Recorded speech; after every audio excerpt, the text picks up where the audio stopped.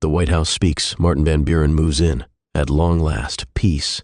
After 8 years of Andrew Jackson stomping through my halls, dueling his enemies at least in spirit, destroying the national bank, and nearly getting himself assassinated in my foyer. Yes, someone actually tried, but Jackson beat him with his cane.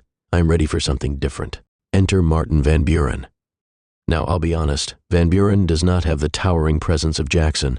He's short, round, and extremely well-groomed. His hair is perfectly styled, his clothes are impeccable, and he carries himself like a man who knows exactly how to navigate a political minefield. Because, you see, Van Buren is not just a politician, he is the politician. He built the Democratic Party from the ground up. He's been in government for years, working behind the scenes, pulling the right strings, charming the right people. They call him the little magician because he always seems to know exactly how to get what he wants. But here's the thing, he wanted to be president. He did not want to inherit Jackson's economic disaster. And yet, here we are.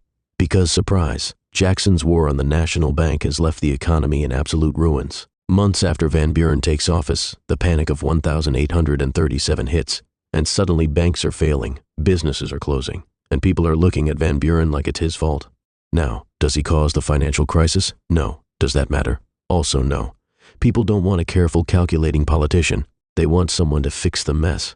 And Van Buren's response? The government should not interfere. That is not what people want to hear.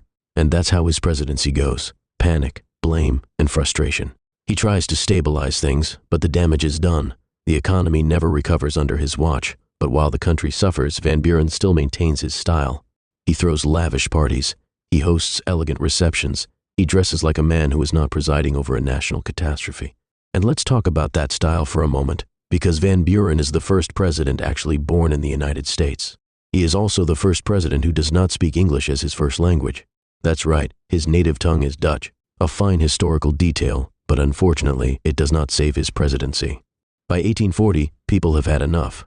The Whigs put forward William Henry Harrison, paint Van Buren as an out-of-touch aristocrat, and absolutely obliterate him in the election. Van Buren knows what's coming.